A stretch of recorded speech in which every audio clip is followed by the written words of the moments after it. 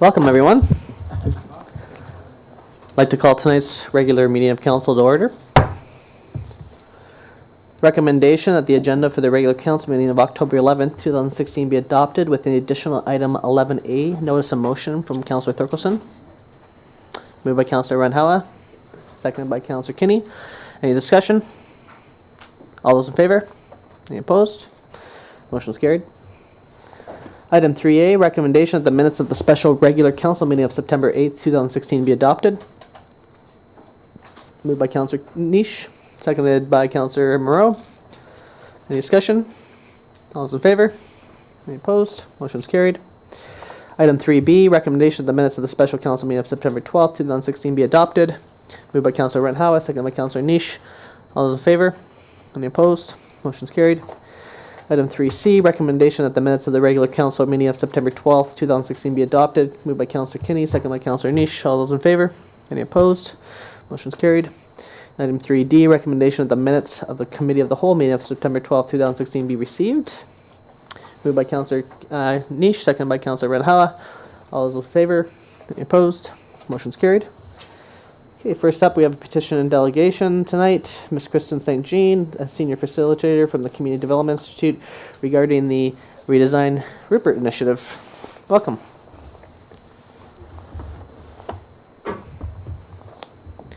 You can press the green button on your microphone right there too. Perfect.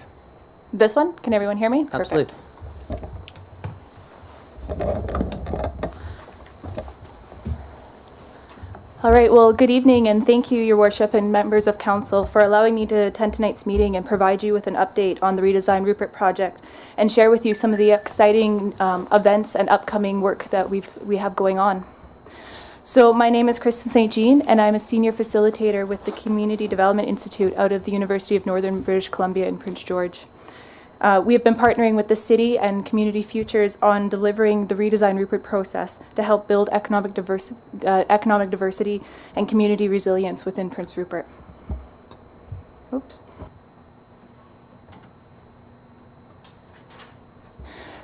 Sorry, it's a little tricky here trying to manage the button and scroll and flip all at the same time, so I'll do my best.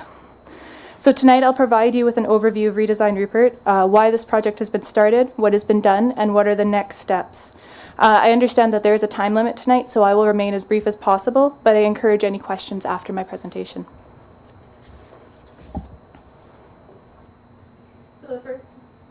So the first thing I'd like to do is provide a brief background to the Community Development Institute for those who aren't familiar with the organization and explain some of the expertise and knowledge that we bring to this process. So the Community Development Institute was established in 2004 by the UNBC Senate with a broad mandate of community, economic, and regional development. This was a direct result of the mandate that was given to UNBC as being a university in the North for the North. Since its inception, CDI has spent time in over 40 communities working on over 70 projects to help build strength and resiliency in communities across North Central BC.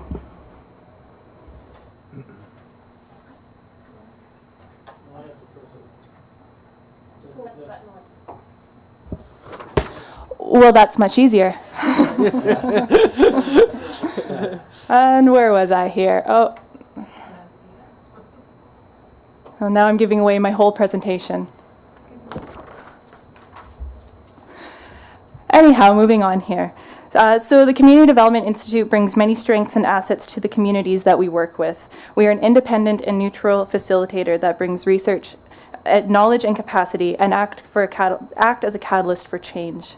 The CDI has a strong understanding of the context of northern resource-based economies and has a network that can be called upon to help support transformation and change within that is happening across the region.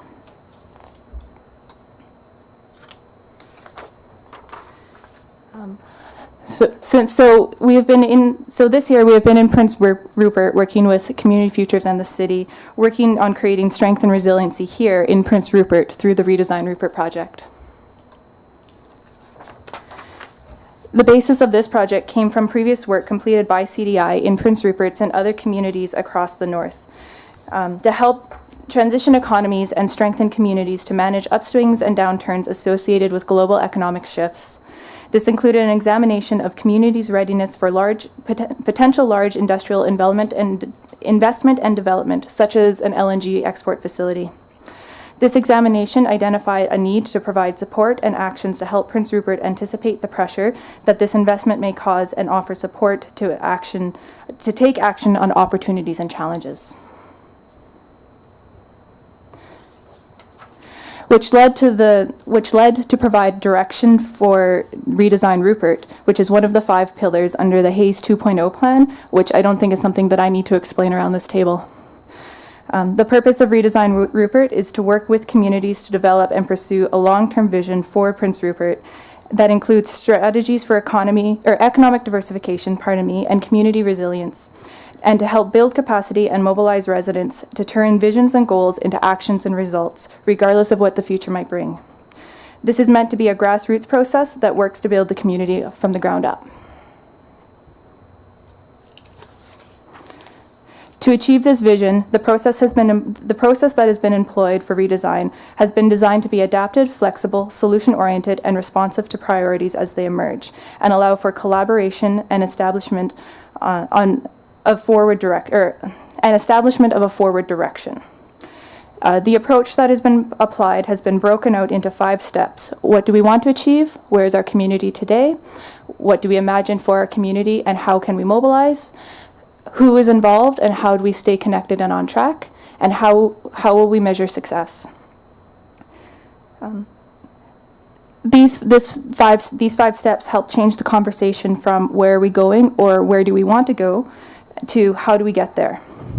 It is designed to be non-sequential, which speaks to the adaptive and flexible nature of this process, because experience shows that simultaneous planning and implementation can allow for opportunities to be taken advantage of quickly as they emerge.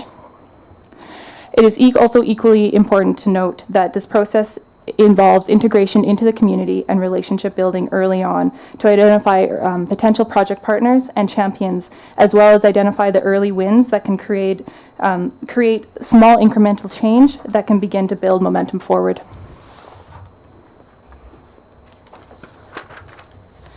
So to advance the opportunities that are identified, there are 2 very important groups. The first, along the outer edge, right here, are what we call action groups that bring together members of the community with shared interests. These groups are the ones that will begin to build momentum by turning opportunities into both short-term and long-term action and start creating the change.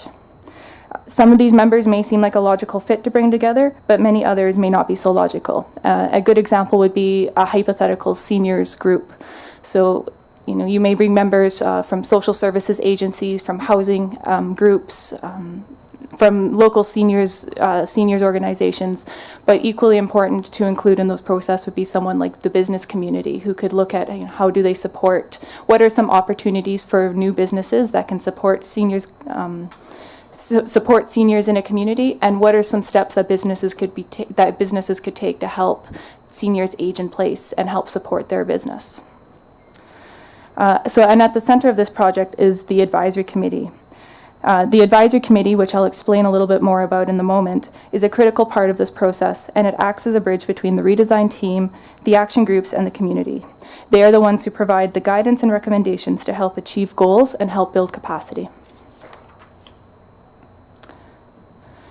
So to provide a bit of a project update, since the launch of this project, we have spent time meeting with as many people in the community that we possibly can from a wide range of organizations and sectors. And this includes social services, business, industry, education, arts and culture, tourism, the volunteer sector, and many others. These meetings have helped start identify opportunities and challenges and assets, as well as identify champions in the community that can help build the forward momentum and support this process as it continues on throughout in the future.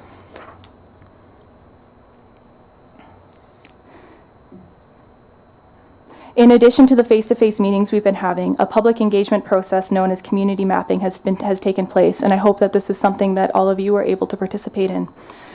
The community mapping is a participatory planning tool, that engages individuals in exploring the assets of the community within the physical and social environment, and helps understand what is important and what is valued in Prince Rupert, and what do Prince Rupert residents envision for the future. Redesign has visited 18 events and locations across the city and has estimated to talk to 1,200 residents and has collected 2,700 points of data. The data that's been collected has been identified for major themes, which have been identified as public spaces, community culture and heritage, housing, economy and livelihood, and children, youth, and families. And these 5 major themes will help focus the discussion and build actions in the future.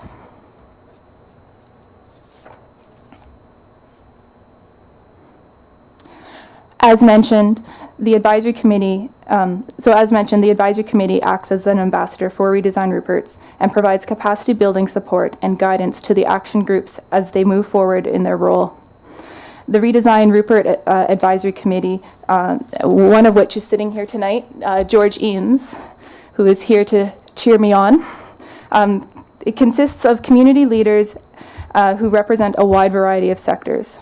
So this group has been meeting since September and will meet regularly to provide advice on opportunities and actions that are being capitalized on the project.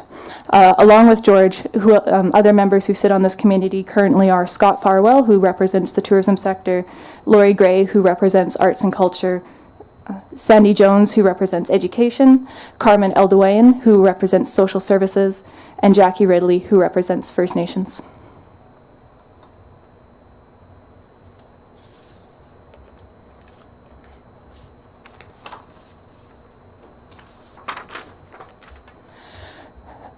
So that's some of the work that we've done. We're now getting ready to move into the next phase of the project and kick off to help deepen the conversation and find some opportunities and start moving forward.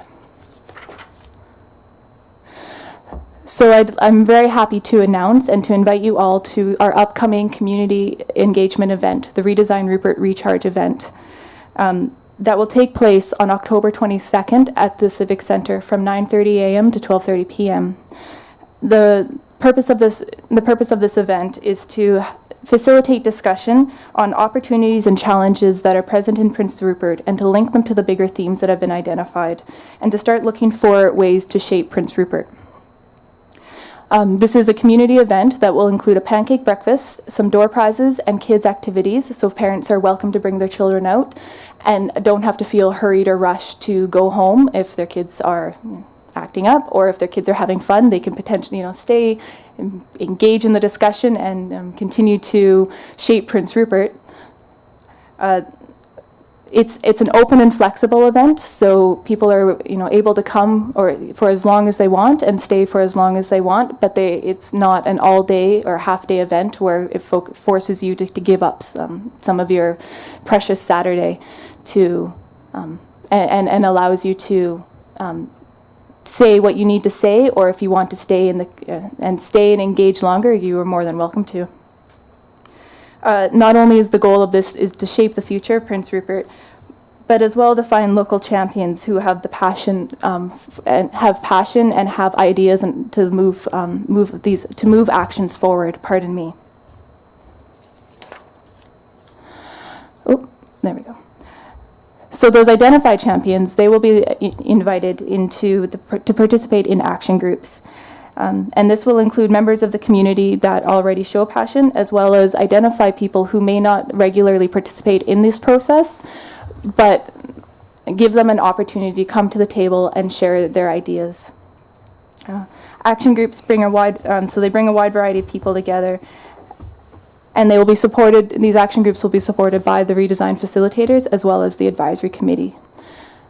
Mobilization of the action groups have already begun with meetings scheduled in early November. This goes back to the flexible and adaptive model that I was speaking of. So opportunities have already been identified within the tourism sector and the social services sector, and we're working to get those action groups off the ground as quickly as we can.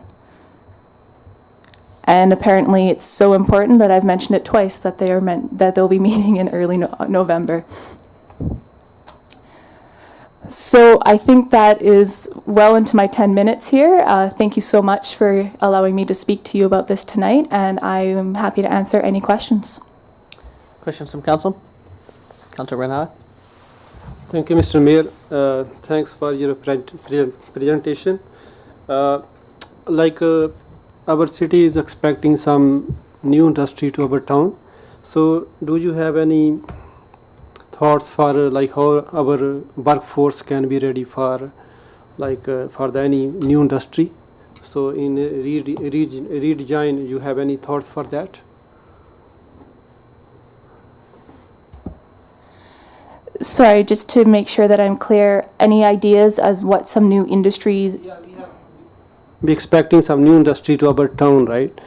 And I was hoping you have any ideas for our community, how our workforce can be ready for the new industry, with the college, how we can get new courses to in college or hacker straight. You have any planning for that? Sorry, so how can we enable a new workforce for industry that's coming to town? And that is part of what some of the discussion that we'll be framing, and that will probably be talked about under the children, youth, and families theme. I mean, we talk about workforce, the workforce today, but also ensuring that the workforce in the future is also capable as well, and where do we start doing that? So that speaks to some of those long and short-term opportunities. The short-term, what can we do to help build up the workforce now, but what are some of the long-term opportunities? And I mean, I'm thinking, what are some of the opportunities with children, kindergarten and even younger, to ensure that they can take advantage of the industry, of the workforce and industry opportunities in the future? And just to clarify, but your point too, so part of this whole process is also, as her job will be to really get the community to come together and have these conversations, because it's all about identifying the talent that already exists here. So these conversations that are emerged out of the recharge event, those type of things, those are the types of things that will come, and folks like yourself need to come to the table and say, here are some of the things and maybe some ideas that I have that we need to do that.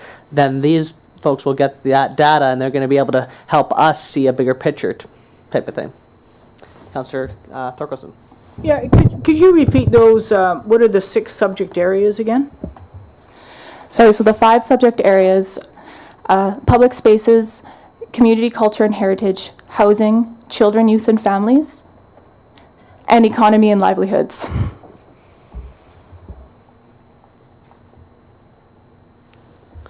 Any follow-up, Councillor Thorkelson? No, I'm just trying to think of how we can get people who don't usually participate to participate in this. And I think your event that sounds like a good way to start with. It's well thought out and well planned to have a 9:30 to 12:30 with some childcare and a pancake breakfast. But I'm trying to think of how we can attract people and engage people, because not everybody has the luxury to think about these big ticket items. Many people are thinking about how they're going to meet the rent. And so how do you engage people whose overall what they're totally engaged in, totally consumed by, is how they meet the rent payments, how do they make their next grocery shopping without having to hit the food bank, and that kind of thing. So how do we engage that level of poverty-stricken individual, who we have many of those in the city right now? So how do we engage them? So that is something that we have been putting a lot of thought to as well. I should probably say that the Recharge event is not going to be the only public engagement event. This is our first one, and something that we did find successful in community mapping that I hope that we can employ going forward with community engagement is going to where the people are. So for example, with community mapping, there actually was a community mapping event held at the Salvation Army another one held at the Friendship House. And that ensured that we were able to hear those voices and to be able to get their input. And so moving forward after this event, we will also be looking at those opportunities as well. Councillor Kinney. Thank you, Mr. Mayor. Thank you for your presentation. Are you working with Success by Six at all? I believe Success by Six has been engaged in this event, yes. Good, because their idea for healthy living for the young people. Yeah, absolutely. Success by Six is an asset in every community that it's in. Great. Other questions? Okay, well, I want to thank you for your time today and what you guys are doing. I just want to say it's a really great job you guys are doing. I know exactly how hard you're working. I've been definitely chatting with you guys a lot behind the scenes, and I'm really happy to see all of this starting to manifest and starting to get bigger. And I know that the plan that's in place by Redesign is a really good one for this community. And so I'm looking forward to being there on October 22nd and hopefully flipping pancakes or something.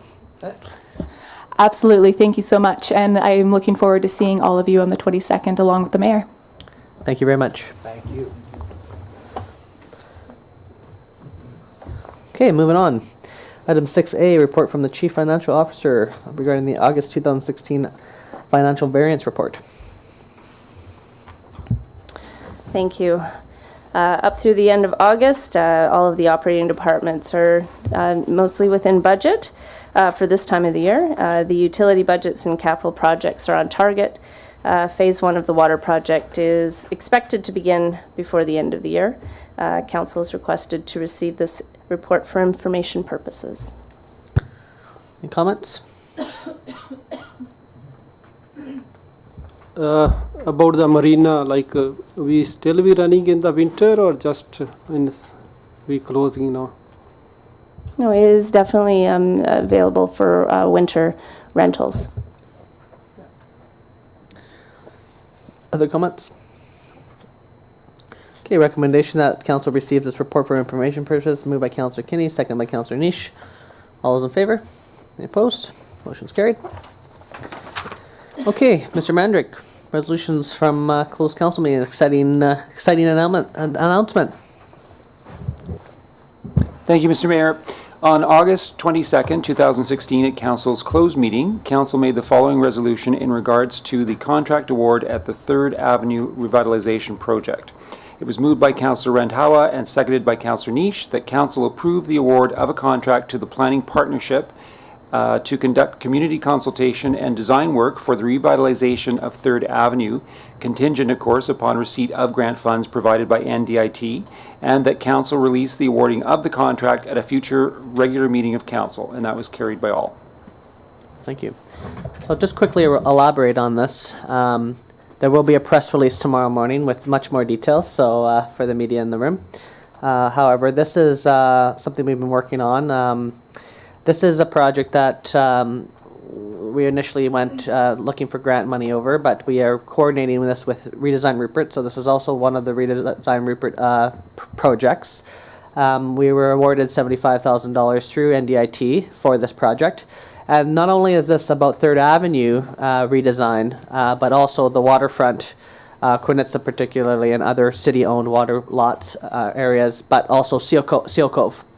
So there'll be 3 actual major redesign processes happening, and it's going to happen at the end of November. So the folks, I believe it's November 21st, that they'll be coming up here for the entire week. And so we'll have the designers coming up. Everybody in the community is going to have an ability to participate on what they want 3rd Avenue to look like, what the economy of 3rd Avenue is going to look like in the future, well, how do we want the waterfront to look, Seal Cove, what are the big opportunities for us to have in Seal Cove, participate in design charrettes. There'll be a talk at the Lester Center. And so it's a very exciting initiative. It's one of those pieces that we really need to start to dream big about the community and get people engaged and have some fun too around how we want to see the town look. And so that's going to all get underway. And so tomorrow we'll have a press release and a Facebook post with some more information. But I just wanted to say that I'm very excited, and I know Council is excited. It's something that I believe is going to be a big moving forward piece for the community. So we'll stay tuned for more information on that front. And we'll move on to our next item of business. 9A, a report from the Director of Operations regarding the road closure and removal of highway dedication bylaw number 3391, 2016. And I guess this was from our previous meeting. So I guess the recommendations that council adopts the road closure and removal of highway dedication bylaw number 3391, 2016. Moved by Councillor Niche, second by Councillor Kinney. Any further discussion? All those in favor? Any opposed? Motion's carried. Okay, next we have the final adoption recommendation that council adopts the 2017-2019 permissive property tax exemptions amendment bylaw number 3399, 2016. Moved by Councillor Niche, seconded by Councillor Moreau. Okay, all those in favor? Any opposed? Motion's carried. Okay, we are moving on to item 11A, a notice of motion from Councillor Thorkelson. Councillor Thorkelson, did you want to read the motion out to the group? This is a notice of motion, and so that would mean that I would be asking for this to be put on the next City Council agenda for discussion. And whereas the environmental assessment decision statement, which is the EADS, states that the project is likely to cause significant adverse environmental effects, but that the effects were justified in the circumstances. And whereas the study determines, or the decision determines, that there will be serious harm to fish and fish habitat, but this harm will be mitigated. However, the statement does not set out those mitigations, what those mitigations are, nor how they are to be measured as successful.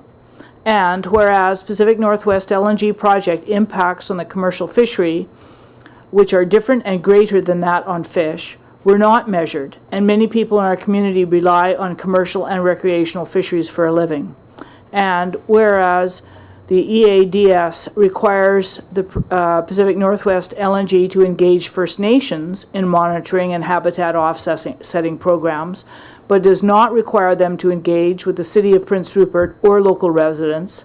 And whereas the city's water supply will not be monitored for increased acidification and eutrophication, and whereas there are no statements in the EADS on the social and economic impacts on Prince Rupert, housing, policing costs, medical and educational facilities, etc., and no requirement for Pacific Northwest LNG to mitigate or compensate for these impacts.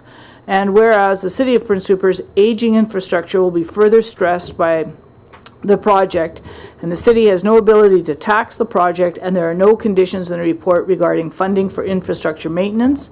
And whereas the City of Prince Rupert's Quality of Life OCP states that we should work towards reducing greenhouse gas emissions, while the Pacific Northwest LNG will exponentially increase them by burning natural gas to create energy, and the EADS does not require them to assist in the development of alternate clean energy for the use of the project, thereby reducing their carbon footprint. Therefore, be it resolved that this Council of the City of Prince Rupert not support the Pacific Northwest LNG project until one, the project is relocated to another area not in the estuary of the Skeena River. One industry should not put another at risk, and our city should remain with a diversified economy. 2, the project must consult with the area's local governments and our residents, as well as with First Nations.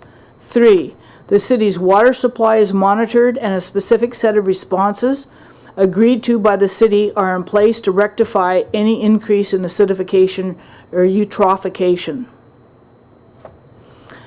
4, negative economic or social consequences will be identified by the city and Pacific Northwest LNG prior to the project going ahead, and solutions agreeable to the city are identified. Adequate contributions agreed to by the City of Prince Rupert for rebuilding and maintaining Prince Rupert's infrastructure are identified and scheduled. 6, alternate forms of clean energy are identified, and their development are committed to by Pacific Northwest LNG. I'm sorry for the few spelling mistakes, but Thank you. So that will be on our next agenda. Okay, so I'd like to move on to reports and questions. I do have a couple items to report on. It's been a little bit since we've been here at council, so I just wanted to give a couple updates. just quickly about my, I went to Alaska, Petersburg in mid-September. Met with the Southeast Alaskan Conference of folks there. Met with the Department of Transportation and met with the Governor's Office. We've tentatively have found a compromise solution for the ferry, the Alaskan ferry. They do value Prince Rupert. They see it as the shortest route. However, last year we had a Buy America Canadian government kind of conflict, and with this new Canadian government in place, so what the Alaskans would like is to invest around $20 million in upgrading the existing terminal as is. In exchange for them using American supplied steel or supplies, the exchange would be that we would be able to use local labor in Prince Rupert to construct the facility itself. So that would be the compromise solution. And so at this stage, it would be a $20 million investment. The ferry terminal needs an upgrade for it to continue running. And so the Americans have assigned a couple folks from their area to work with our federal government, which I will also be working with them as well to see if we can find a solution with the federal government here and attract that investment. And I think that's ultimately the solution to the problem at the moment, because in terms of some other plans that we have outlined, they will require road networks and things like that to be constructed for relocations of terminals. And at the moment, this would be the short-term solution probably over the next 5 to 10 years. And so that was positive anyways, that there seems to be some movement going that way, and we'll see how the Canadian government responds. But that process is a huge boost for our economy each year. And to fix the ferry schedules and to get more traffic, they do need that ferry terminal upgraded. And so that would mean better results for Prince Rupert. Just wanted to give that update. Second was that we all went down to UBCM this year, minus, I believe, Councillor Kinney and Councillor Thorkelson and Councillor Cunningham this year due to scheduling conflicts. And we met with the Ministry of Transportation, Ministry of Aboriginal Relations, Ministry of Community, Sport, Cultural Development, Ministry of Natural Gas and Housing, as well as with the Premier all at once. And essentially we had three major topics. One was the PRACA, which is the Prince Rupert Area Corridor Analysis, which is essentially the road network link that would connect Prince Rupert to Metlakatla, Lackawanna, and to the airport. Lots of traction has been made on that. There's a whole variety of work being done. There's a committee that consists of the City of Prince Rupert, Metlakatla, Lackawanna, and as well as the province. And we're all working on a plan. Some drafts are being done around design works and things like that, engineering, which the province has committed to. And so that was just outlining some of the progress that's been made there and the importance of that opening up the region to new economic development, as well as access for First Nations communities, as well as access to our airport. So it's a big project, but it's it's one of those dream bigs and see where we land. So that was one topic. We also talked about housing. Was another topic we discussed. Affordable housing in the community. We discussed our application that we've made with BC Housing for the 500, or I guess it's $800 million or $830 million application now, or fund available for affordable housing. So, and also in lieu of the fact that we're in a speculation market right now and we have rent increases going up, that we need some assistance with some of that here in the community, particularly if LNG is to go through. We're definitely going to need some housing infrastructure help. And then we also talked about just logistics around LNG, around ferries and moving people in and out of the community and things like that, on how these are going to be laid out and who's responsible for getting these things going and those types of things. So there was some really good discussions and made some progress there with the provincial government. And my last update is just regarding Pacific Northwest LNG. The EA has been released with conditional approvals, 190 conditions on the project. At the moment, we are continuing discussions and are at the table with Pacific Northwest LNG and have been at the table for well over 2 years around this project to ensure that the city's and the community's needs are absolutely taken care of. We've made some asks in our EA as well as infrastructure things, social component. There's a variety of things around a big project like this, And at the moment, we're going to continue to have that discussion and dialogue with PNW to ensure that absolutely everything is going to be taken care of and that absolutely everything is above board for this community. And so I believe we'll be meeting with them next week to continue our discussions. And that's at the moment where we're at, because we want to ensure that any impacts to this community are mitigated. In addition, the project is not in the city of Prince Rupert. It's technically in the district of Port Edward, which means that our agreement is an impacts benefits agreement, which means that they are going to impact the city of Prince Rupert. Technically aren't in our jurisdiction. However, as we all know, this area is primarily the city of Prince Rupert, and the majority of the impacts will be here. So we're ensuring that all the needs are met through that benefits agreement. And at the moment, we have a variety of things that have been laid out, and we will continue that discussion. And so that's where we're at the moment. And the last thing about that is we are actually in the process of analyzing the environmental assessment. We have a staff member who's assigned to going through it all and analyzing what we have put in terms of what we have asked in the EA versus what has been released. And we're going to have all these reports generated so that we can get a better sense of exactly what those impacts are going to be. And at the moment, it doesn't seem like there's any likely decision going to be made within the next 6 months anyways. The company has already mentioned that they're probably 6 to 8 months from any sort of major decision around the project. So there is some more time for us to plan and coordinate and continue the dialogue with Petronas. And so that's where we're at, with Pacific Northwest LNG. So that's where we're at the moment, and those all the updates I have for the community today. So I'll hand it over to the members of council if you have any reports. Or Councillor Kinney. Thank you, Mr. Mayor. I'd just like to once again congratulate the ladies and men of the Lions Club for their 124 dinners they served yesterday for the seniors, and the gondola with all the work getting it prepared, and the schools for coming to help serve. It turned out to be a great day. Great, thank you. Councillor Thorkildson?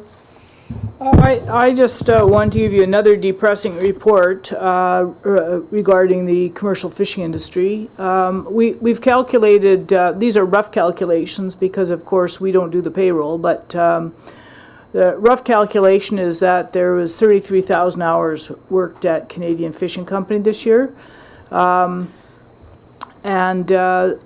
if we had canned that fish, that was on fish that was just brought in, unloaded, the roast strip from the fish and it shipped out. If we had canned that fish, we estimate that there would be 118,000 hours. So that's a loss of over 70,000 hours, almost 80,000 hours. So if you have a look at that as an average wage rate of probably somewhere around $17 or $18 an hour, you see what was lost out of this community. Last year, I believe 42,000, more than that, 66,000 straight time hours last year. And we did that on a salmon canning salmon, and we had less than 1 million fish. We were 1 million fish short this year, just under 1 million fish more this year than we were last year. So we had more fish with 88,000 hours or 80,000 hours less. So we had almost twice as much fish. Almost twice as much fish this year than last year, and we are 88,000 hours or 80,000 hours short this year. So way more fish, way less work. Which of course, if you shut down the cannery, you're doing exactly the same at the front end of the cannery. The back end of the cannery is just mothballed. Not only that, I want to report that Canadian Fish has taken out our best seamer. That's the machine that creates the vacuum and creates a seam on the cans. Have taken out our best seamer and sent it to Alaska. And also have taken out 3 salter units. And the salter units are attached to the canning machines, and so now we can't use those canning machines that they took the salter units off. So they're slowly dismantling that equipment and sending it to, we believe that salters went to Bristol Bay. Thank you. Any further reports? Okay, hearing none, I'd entertain a motion to adjourn. Moved by Councillor Hawa, seconded by Councillor Moreau. All those in favor? Meeting's adjourned.